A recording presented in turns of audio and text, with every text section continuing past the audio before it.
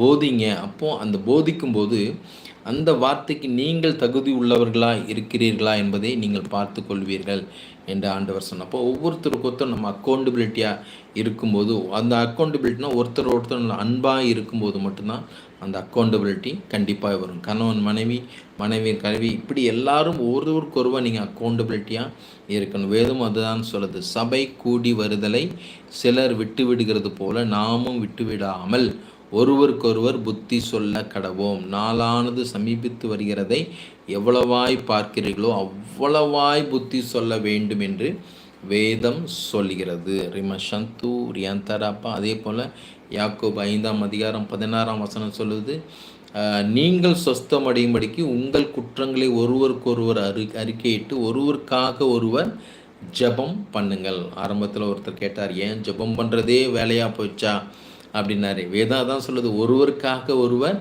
ஜெபம் பண்ணுங்கள், ஒருவருக்காக ஒருவர் புத்தி சொல்லுங்கள், ஒருவருக்காக ஒருவர் விட்டு கொடுங்கள் என்று வேதம் சொல்லுகிறது. நீதிமான் செய்யும் ஊக்கமான வேண்டுதல் மிகவும் பேலன் உள்ளதா இருக்கிறது. நீங்கள் ஜெபிக்க ஜெபிக்க ஜெபிக்க மற்றவர்களுடைய வாழ்க்கையிலையும் சரி உங்கள் வாழ்க்கையிலையும் சரி நல்ல ஒரு பலனை நீங்கள் பெற்றுக்கொள்வீர்கள். அதே போல் நல்ல ஸ்பிரிச்சுவல் நல்ல ஃப்ரூட்ஸ் உள்ள ஒரு வாழ்க்கையாக இருக்க வேண்டும். ஆவிக்குரிய கனிகளை பெற்று நீங்கள் வாழும்போது நிச்சயமாய் அந்த கனியானது உங்கள் வாழ்க்கையில் ஆவிக்குரிய வரங்களையும் தேவன் உங்களுக்கு கொடுத்து உங்களை ஆசீர்வதிப்பார். நம்புறீங்களா? விசுவாசிக்கிறீங்களா? எத்தனை பேருக்கு நான் சொன்ன வார்த்தைகள் எல்லாம் பிரயோஜனமாக இருந்தது? ஒரு ஆமீன் சொல்லுங்களேன். ரிமஷந்து. யாரெல்லாம் நீங்கள் உங்கள் பேரை குறிப்பிட்டீங்கன்னா உங்கள் பேரை சொல்லி ஒரு வார்த்தையை உங்களுக்காக நான் ஜெபிக்க ஆயத்தமாக இருக்கிறேன். அது மட்டுமல்லாது எல்லாரும் தேவனுடைய கிருபை பெற்றவர்களாய் வரங்கள் பெற்றவர்களாய் அநேகருக்கு ஆசீர்வாதமாய் மாற வேண்டும். நம்மோடு இருக்கிற தேவன் பெரியவர். உலகத்தில் இருக்கிறவர்களும் எனக்குள் இருக்கிற தேவன் அவர் மிக பெரியவர். ரிபஷந்து ரியாந்தராபா.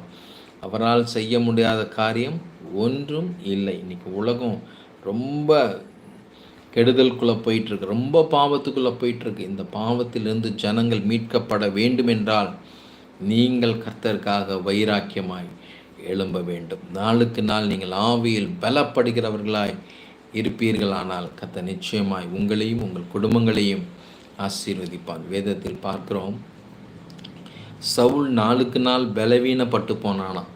ஆனால் தாவீது நாளுக்கு நாள் பலன் அடைந்தான், விருத்தி அடைந்தான் என்று வேதம் சொல்கிறது.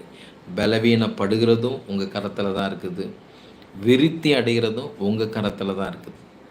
நான் நல்ல ஆவியில் வளரணும்னா தேவன் சொல்கிற வார்த்தைகளை கேட்டு வேதத்தின்படி வாழும்போது மட்டும்தான் என்னால் நல்ல ஆவியில் வளர முடியும். ரிபஷந்து உரியாந்தராப்பா. இந்த ஆத்துமா வாழ்ந்திருந்தால் மட்டும்தான். ஒரு சகோதரி போட்டிருந்தாங்க, 12 வருஷமாக பயம். இந்த பயம் ஏன்னா ஆத்துமாவில் பலன் இல்லை.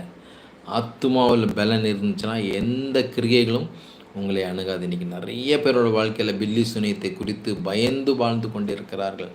நேற்று கூட ஒரு சகோதரி கேட்டாங்க, பாஸ்டர் மருந்து இருக்குதுன்னு சொல்கிறாங்களே, ஒரு விஷயம் உங்களுக்கு சொல்கிறாங்க, ஒரு ரகசியத்தை சொல்கிறேன்.